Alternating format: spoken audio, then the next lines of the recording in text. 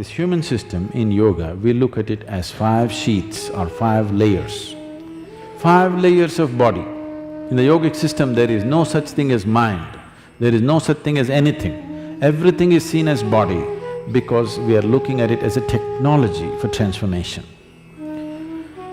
These are called Annamaya Kosha, Manomaya Kosha, Pranamaya Kosha, Vijnanamaya Kosha and Anandamaya Kosha. Anna means the food that you've eaten. What you call as my body is just the food that you've eaten, isn't it? It's a heap of food. Small or big is your choice, but it's a heap of food whichever way, isn't it? As there is a physical body which you gathered from outside, there is a mental body. When we say mind, it is not here or there. Every cell in the body has its own intelligence.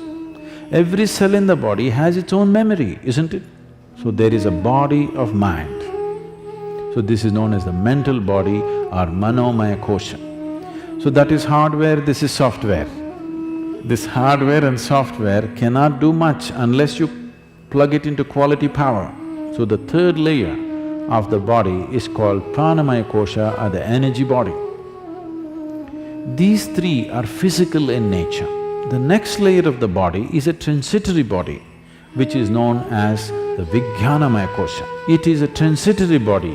From physical to non-physical, it's transiting. It does not ascribe to any of the physical qualities, but at the same time it has not become completely non-physical either. The fifth one is called as Anandamaya Kosha. In English language, it translates into as bliss body. Bliss body does not mean there is a bubble of bliss inside you. We are calling it bliss body because in our experience, whenever we touch it, we become blissful. So we are calling it bliss body. That's not its nature, that is what it causes for us. It is a non-physical dimension which is the source of everything that is physical. If you align the physical body, the mental body and the energy body in proper alignment and balance, there will be no physical or psychological ailments within you. It is just a disaligned state which causes all kinds of problems. When body comes to a certain ease, there is no dis-ease. So if you align these things, only then you have a passage, you have a possibility of touching the Anandamaya Kosha, where blissfulness becomes a natural process. It is not that you're blissful about something, you're just blissful because that is the nature of life.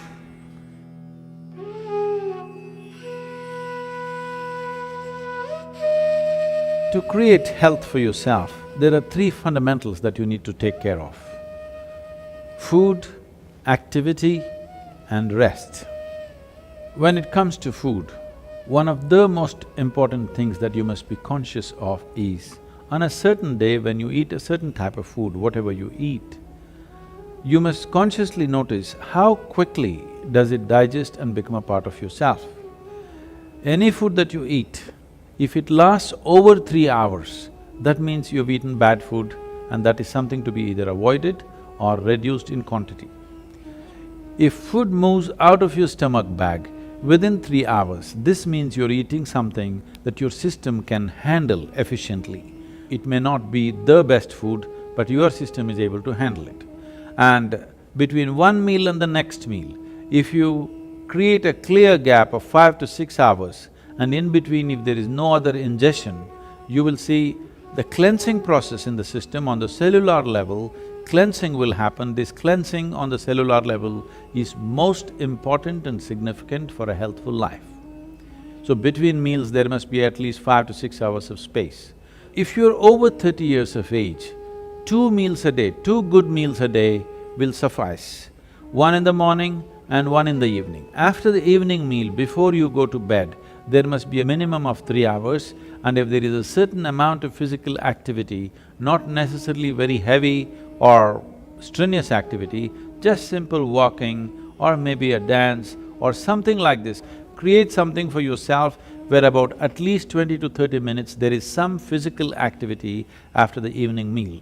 If you do this, largely your system will be healthy.